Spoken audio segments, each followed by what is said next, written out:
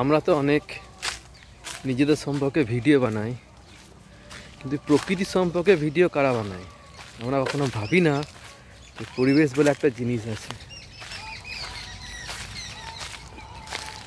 এই পরিবেশে অনেক জলাশয় আছে, পুকুর আছে, নদী আছে, এগুলো আস্তে আস্তে ধ্বংস হয়ে যাচ্ছে।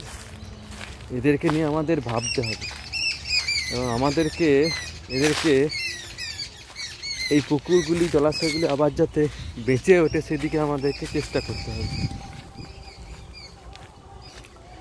তা না হলে একদিন পুকুর, জলাশয়, নদী এগুলো হারিয়ে যাবে। আমাদের কিভাবে এগুলোকে ঠিক করতে হবে সেদিকগুলোকে আমাদের নিজেকেই চিন্তা ভাবনা করতে হবে। আমাদের আশেপাশে যে সমস্ত নদী, জলাশয়গুলি আছে সেগুলো দেখলে বুঝতে পারবেন কীভাবে পুকুরগুলি, জলাশয়গুলি আস্তে আস্তে ধ্বংসের পথে এগিয়ে চলে যাচ্ছে। একদিন এমন আসবে পুকুর আর দেখতে পাবেন না, জলাশয় থাকবে না।